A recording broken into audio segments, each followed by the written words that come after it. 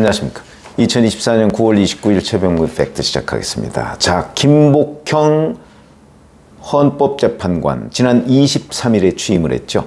그런데 10월에 동시에 헌법재판관 3명이 퇴임을 합니다. 이종석 헌법재판소장, 그 다음에 이영진 헌재재판관, 김기영 헌재재판관. 이종석 헌재소장은 원래 6년 전에 자유한국당에서 추천한 사람이고요. 이영진은 바른미래당, 김기영은 민주당 추천. 이렇게 해서 이제 세 자리가 비는데, 관행과 상식에 따르면 이 세 자리는 각각 국회 몫입니다. 그러니까 국회 교섭단체가 2개죠. 그러면 제일 큰 교섭단체가 민주당이고 그 다음이 국민의힘. 제3의 교섭단체가 없습니다. 2018년에는 제3의 교섭단체가 있었습니다. 그때 바른미래당이 있었죠. 그러니까 바른미래당에서 한 명을 추천했습니다. 바른미래당 의석이 당시에 30석이었습니다. 그러니까 의석이 크든 작든 교섭단체당 한 명씩 추천해서 이제 의문의 여지가 없었는데, 이번엔 교섭단체가 2이다 이거죠. 이렇게 되면 사실은 관행상 한 명씩 교섭단체에서 추천하고 또 다른 한 명은 교섭단체가 합의해서 추천하는 게 관행입니다. 그런데 민주당은 이 관행을 지금 깨겠다는 거죠.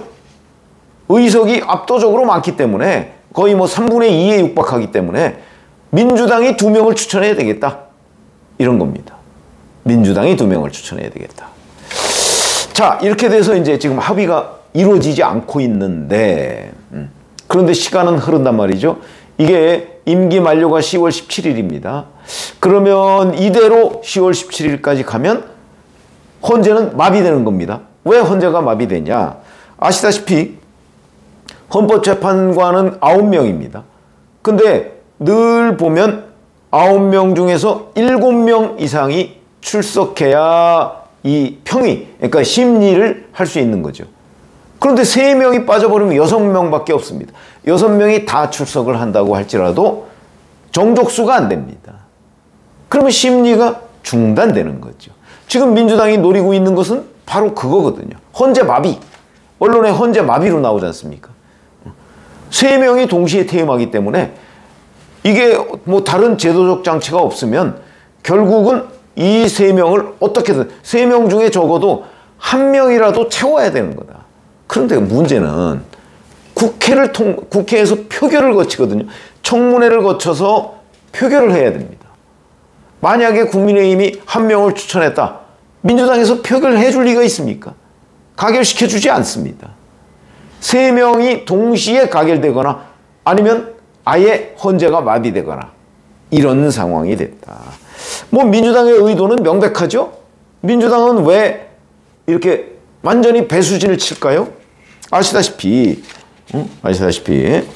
지금 현재 헌법재판소에 가 있는 것, 그것도 민주당 단독으로 처리해서 가 있는 것, 이진숙 방송통신위원장 탄핵 심판 가 있습니다. 지금 심판 심리 중이죠. 그 다음에 검사 탄핵, 이거 심리 중이죠.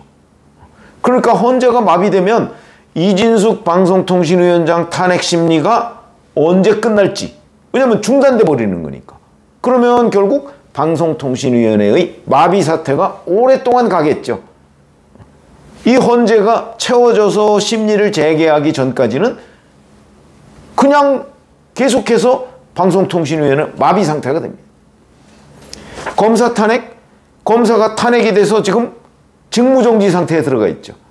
그런데 헌재가 마비되면 심리가 중단되니까 검사 직무정지도 계속 가는 겁니다. 헌재가 정상 기능을 할 때까지. 민주당이 노리고 있는 거는, 왜냐면 어차피 이진숙 방송통신위원장 그 탄핵이요, 헌재에서 받아들여질 가능성이 저는 별로 없다고 봅니다. 그러니까 민주당 입장에서는 거기 가서 기각되느니 차라리 헌재를 마비시켜버리자, 이런 것 아닌가요? 이런 상황이 되면 민주당이 지금 노리고 있는 것 중에 하나가 바로 또 윤석열 대통령의 탄핵이죠. 만약에 민주당이 윤석열 대통령 탄핵소추안을 냈다고 했을 때 국회에서 통과될 것이냐, 우선 국민의힘 의원 8명이 동의하면 탄핵안도 통과됩니다. 근데 이걸 심리할 헌재가 기능마비 상태다. 그렇게 되면 윤석열 대통령의 직무정지 상태가 언제까지 갈지 아무도 예측할 수 없는 상황이 되어버립니다. 이런 문제들 때문에 헌재마비라는 것은 대단히 지금 중요한 시점에 와 있다. 그러면 국민의힘은 어떻게 해야 될 것인가? 그래서 제가 결단의 순간이라는 것을 말씀을 드리는 겁니다. 민주당이 자, 우리 관행이고 뭐고 없어. 우리는 속으로 헌재마비가 우리한테 훨씬 좋아 라고 판단을 해서 계속 아무런 어떤 상식적인 조치를 취하지 않는다. 이럴 경우에는 이제 국민의힘이 결단을 내려야 되는 거죠.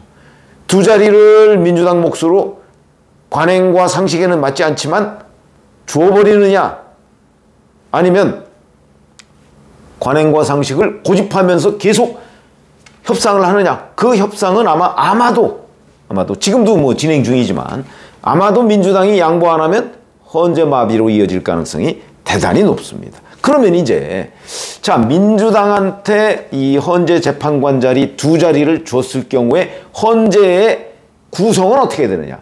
흔히 우리가 보수 진보 이렇게 나뉘죠. 현재 3명을 빼면요 6명 남죠. 6명에 문재인 대통령이 추천한 사람이 2명, 김명수 대법원장이 추천한 사람이 2명, 윤석열 대통령이 추천한 사람이 2명입니다. 2대2대2입니다. 여기에 만약에 민주당이 추천한 사람 2명이 합류하면 결국은 야권이 추천했다고 볼 수 있는 사람이 6명이 돼서 압도적 다수가 되고요. 여권은 국민의힘 추천 1명을 포함해서 3명밖에 안 됩니다. 이렇게 되면 이 중에서 대통령 추천 2명은 내년 4월, 3월 이때 임기가 끝납니다. 그러면 그때까지는 이런 헌재의 구성이 계속돼야 된다. 그러니까 정권 교체가 됐지만 헌재의 정권 교체는 요원한 거죠. 왜? 국회에서 워낙 이번 4월 총선에 워낙 압도적으로 패배했기 때문에 요원한 거죠. 헌재는 정권 교체가 안 되는 겁니다. 다만 하나 기대해 볼 수 있는 거는 김명수 대법원장이 추천한 2사람, 이 사람은 윤석열 정부로 정권 교체가 되고 난 이후의 김명수 대법원장이 추천했기 때문에 그 일반적인 평가는 뭐 진보다 이렇게 하기는 어렵고 중도 성향이다. 판사 중에서 추천했으니까 중도 성향이다. 이런 평가를 받는 경향이 있습니다. 그러면 이 사람들을 중도 둘을 놔두더라도 민주당 추천 2사람이 됐을 경우에는 결국 4명이 진보 계열의 헌재 재판관, 뭐 2명은 김명수 대법원장이 윤석열 정부 출범 후에 추천한 2사람을 중도라고 보면 중도 둘, 그리고 지금의 여권 추천 셋, 이렇게 됩니다. 그래도 불리합니다. 그러니까 여기서 이제 자, 민주당이 정말 상식을 뛰어넘어서 계속해서 민주당 몫을 2명으로 가져가겠다. 이렇게 고집을 했을 경우 이제 국민의힘은 결단의 순간이 다가온다는 거죠. 헌재마비를 불러와도 우리는 원칙을 지킬 것인가? 아니면 민주당 몫이 좀 많아진다고 할지라도 어쩔 수 없다. 헌재마비를 막아야 되겠다. 이렇다면 양보를 할 수밖에 없는 이 선택의 기로에 서 있다는 겁니다. 어떤 선택을 하는 것이 좋을까? 이거 어려운 얘기입니다. 결국은 정무적 판단의 문제입니다. 정말 그 민주당에서 추천한 2사람은 뭐 이건 아마 거의 법률 논리보다는 정치 논리에 의해서 그 헌법재판을 할 가능성이 높다고 봐야 되겠죠. 아직 뭐 누구를 추천했는지 모르겠으나 아마 지금 이재명 대표의 성향이나 또 이재명 대표가 추진하고 있는 그 어떤 스타일 뭐 이런 것들을 볼 때는 아마 거의 뭐 그 법률 논리보다는 아마 정치 논리를 앞세워서 헌재 결정을 그 할 가능성이 대단히 높은 사람들일 것이다. 우리가 이렇게 관측을 해볼 수가 있죠. 그렇다면 이제 문재인 대통령이 추천한 2사람, 이 사람들은 어떨 것인가? 이 사람들도 뭐 거의 진보 성향 뭐 이렇게 될 걸로 보입니다. 그러나 그러면 그렇다고 해서 헌재를 마비시킨 상태에서 가는 게 좋을 것인가? 저는 이게 그 대법원장 케이스하고 비슷하다고 봅니다. 그 조희대 대법원장이 그 국회를 통과할 때 그 이균용 대법원장 후보자에 대해서 국회에서 부결시켰죠. 이재명 대표가. 눈 딱 감고 부결시켰습니다.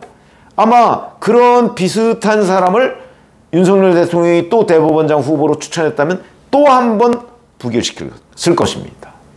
그때 이제 윤석열 대통령이 야당이 부결시킬 수 없는 조희대 대법원장 카드를 내밀었죠. 그래서 결국은 통과가 돼서 지금 대법원 체제가 이제 들어섰습니다. 뭐 지금 조희대 대법원장이 이끌고 있는 사법부에 대해서 아마 윤석열 대통령 상당한 불만을 가지고 있을 거라고 저는 판단이 됩니다.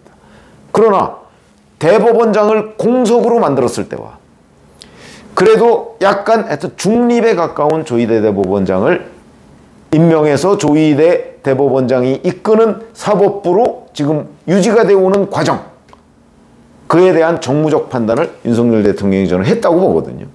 그러면 국민의힘도 헌재를 공석으로 놔두는 마비 상태로 두는 것이 유리하냐, 아니면 민주당 추천 두 자리 설령 양보를 해서 헌재가 지금의 야당 추천 몫이 더 많아지는 사태가 되더라도 마비시키지 않는 것이 더 유리하냐, 이 가운데 정치적 선택을 해야 된다는 거죠.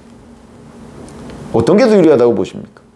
저는 대법원, 조희대 대법원 케이스와 유사하다고 보기 때문에 결국은 만약에 이 결단의 순간이 온다면, 그렇다면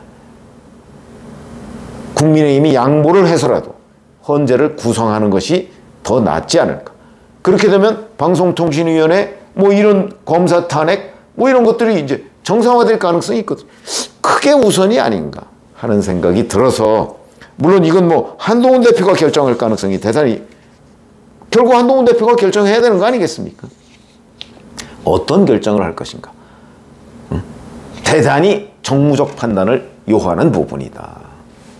이렇게 생각이 들어서 제가 이 헌재 마비에 대한 결단의 순간을 말씀드렸습니다. 고맙습니다.